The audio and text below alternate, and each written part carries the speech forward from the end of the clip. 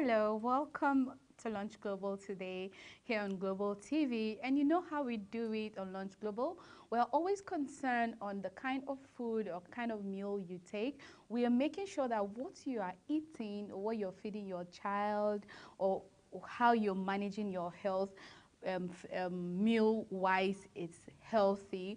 We always want to recommend the healthy meal you're supposed to take. We always want to teach you and let you know the benefit of those things you're eating, and of course those things you're even avoiding and you think, oh, probably they're not healthy for me. So on today's episode, we're going to also be looking at the right meal or healthy meal in continuation to what we started on, I think, our previous episode, the meal, easy meal that you can just make at home for your child.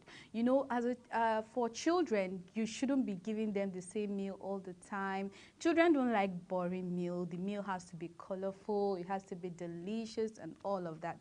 So eating healthy is essential for your children or your child, good health, growth and development. Healthy eating in childhood means they have less chance of developing chronic diseases like heart diseases, type 2 diabetes, obesity, and some cancers as well.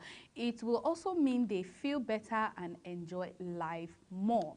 You can make sure that you make sure that you feed your child with, let's say, fresh produce, provide vitamins, nutrients, fibers, and minerals that are essential in keeping your child healthy. It is recommended that your children consume 5 or more servings per day. Therefore, most of your child's plate should be covered with colorful fruits and veggies. The more variety of colors and nutrients you add to your meal, the better. And trust me, the child will get to enjoy the meal more than the regular noodles, the regular pasta, the regular rice, the regular tea. You just have to make it different. It has to be of different colors. You know, children, when they see varieties of colors, they will also want to even practice what they learned in school. So imagine putting this nice set of fruit with oranges, pineapples, watermelons, apples, and all of that. You know that that's a variety of color, and then you enjoy seeing your child even having to say, oh, this is color green, this is color red, this is this, this is that, and then it helps him to eat the food easier than you say, come and eat. And you know, children, when they're eating, they just want to run around and have a nice meal. They want to settle in and enjoy their meal. So today we'll be looking at and learning more on the easy homemade meals for your toddler, which are easy and also less time consuming. Because sometimes as a working mom, you want to make sure that you prepare your child's meal before going to work. And sometimes it's nicer when you are the pioneer of the meal, you are the cook. Because if you leave your child probably with the nanny or the cook, anything can be done. I know that, yeah, some nannies can be trusted, but you as a mother know exactly what your child needs. So today, let's start with sardines on toast. We all, children included, should be eating 2 portions of fish a week, one of which should be oily. This recipe contains sardine, which contains an abundance of omega-3 fatty acids, which are the good kind of fat. Sardines are also high in calcium as they contain soft bones which can be mashed up, vitamin D and vitamin B12.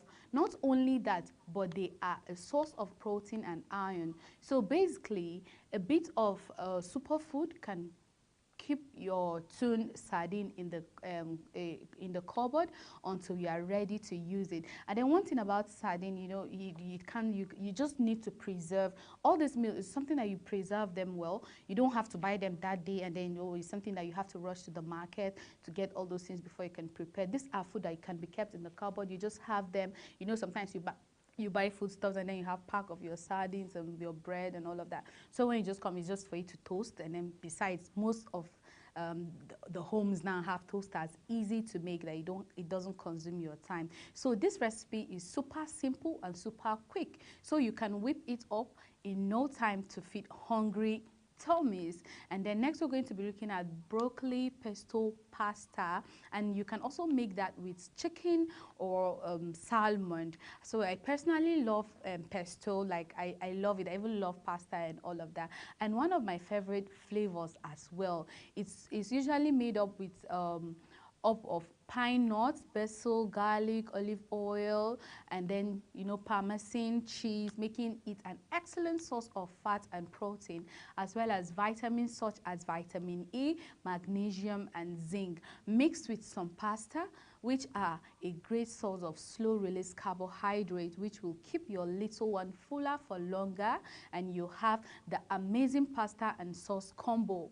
Add in some meat or fish for added protein, and I think chicken or salmon works better because they are more healthy than the regular protein we get. And then maybe eggs, probably just then you can just add the one that you prefer more, alongside some broccoli for added nutrients, and you're on for a sure win at lunchtime. Not only will this be super delicious, but it is also super nutritious and easy to make, and trust me, your child will get to enjoy the meal, because children like things that are too dramatic. Let me use that word, because when it's just simple, they just know that, oh no, this is too regular. That's why most of the time when you're eating your meal, they'll be like, okay, what is this that probably mom doesn't want me to eat, or dad doesn't want me to eat? Okay, fine, I just want to try that because it's that one I want. So they easily get attracted. I mean, they get attracted fast to something when they see that, oh, it has varieties, it has bigger meat, it has plenty, it has more veggies and all of that.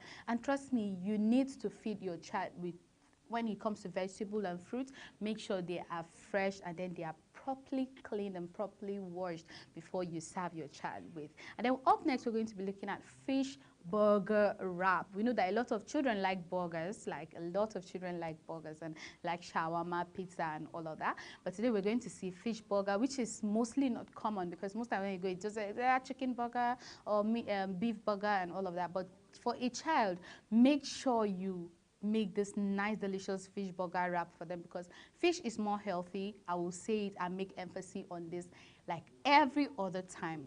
What child doesn't like burgers? Just as I say, this one mixes things up a bit, using homemade bread-crumbed fish instead of the usual beef burger.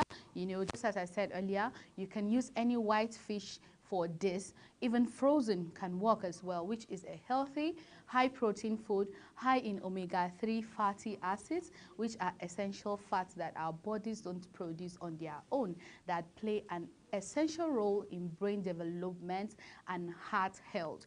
Instead of the usual bun, this recipe uses a wrap, but realistically, you can use any carbohydrate alternative such as bagels, things, or pita, anyone you want, anyone of you, for anyone you feel it's more convenient for you. But then try all these recipes.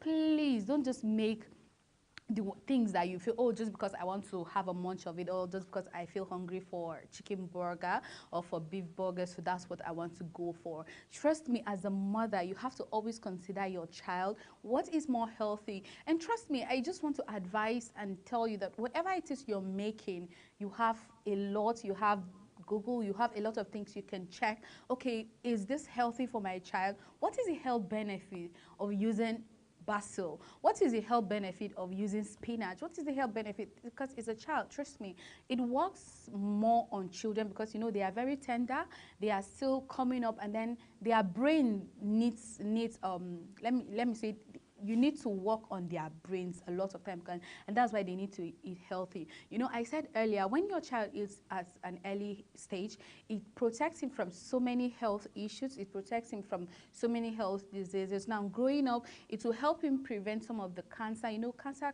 it's literally regular right now. Diabetes, you can just see diabetes like, oh, as if they're just sharing it in the market and all of that. Yeah, I know that sometimes people eat healthy and they end up having health issues like the diabetes I'm talking about. And then sometimes, yeah, we know that this illness can be genetic. Well, sometimes you have to add it with prayer, you know. But then, most importantly, as a mother or as a father or as an aunt, or when you have as a big sister, make sure you try and feed your younger ones, your child, the right meal. And not because it's what you want to eat. Please forget what you want to eat, because most of the times you want to consider, okay, because this is what I want to eat, my stomach wants to eat this. Everybody just have to dance to the tune, and you woke up in the morning and, oh, okay, what do we eat for breakfast? Everybody, tea and bread. Oh, okay, fine, it's tea and bread. Or because I feel like eating tea and bread or taking tea and bread this morning, everyone should dance to that. Everybody should take that. Please, if you want to eat something as an adult, that is on you, always consider those young ones and make sure that that thing or that meal you're feeding them is actually right and good for their health. So let's take a short break, and when we come back, we pick up with the next we have.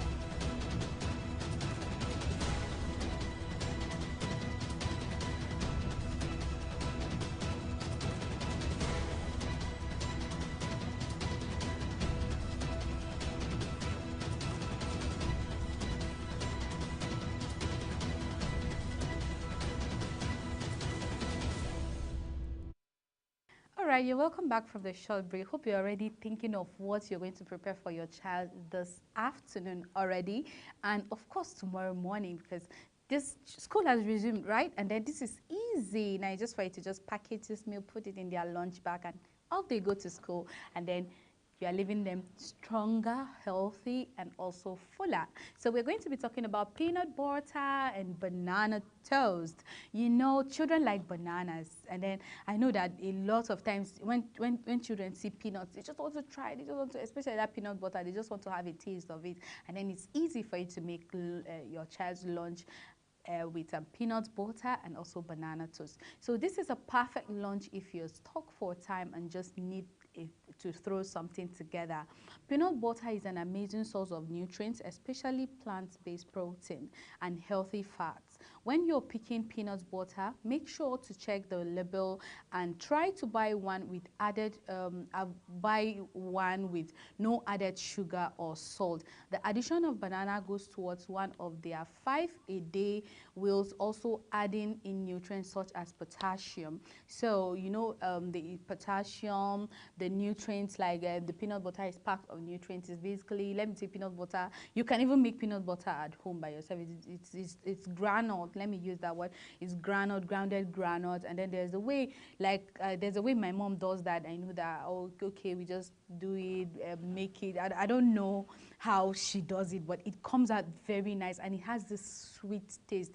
That's why they always right now we're making emphasis, don't avoid the one that has added sugar or salt, because peanut itself, it's tasty, it has a salty taste and all of that, and so you have to avoid added sugar or salt, because it's not really good for a young baby, it's not good for a toddler, it's not good for your child, and as a grown-up too, as an adult, it's not really good for you. So you have to avoid using that, because banana is sweet. So imagine you're adding peanut butter with sugar and salt and then still adding banana, and trust me, you can add any other seed that you want, a chai seed, any seed of your choice, to just make it more interesting. You can add nuts, because these are healthy.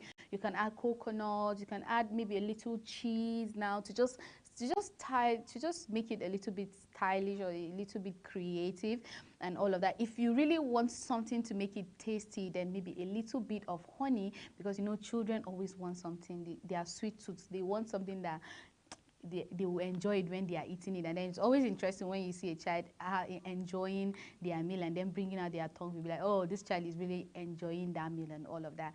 Up next, we're going to be talking about pita pizza. Encouraging your kids to make their own lunch with this fun pita pizza and provide one of their 5-a-day with veggie toppings. You can get as creative as you like with the toppings. Practice positive food parenting by preparing all your veggies toppings so your child can choose whatever ones they fancy. This is reasonable choice. Once prepared, they can be ready in minutes, so your children won't be kept waiting for too long. And then it's easy, it's just this bread is there already, so that's why, like, let me break it down. When you have your veggies, your child, you know what the child's like more.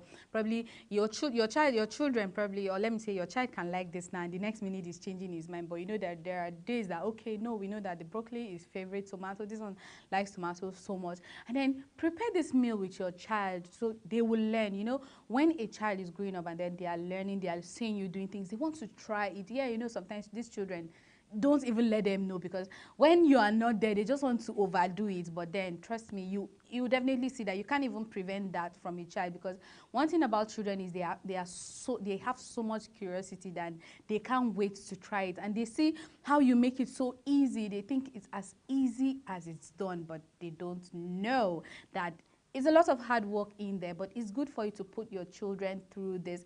I know that I always enjoy this moment with Mercy Johnson and her children. You know, there's this thing they do when she's in the kitchen. Since I think her daughter was even younger, she will be making her meal, and the daughter is there looking at her, how she makes the food, and the next thing, wow, voila, she became her own chef.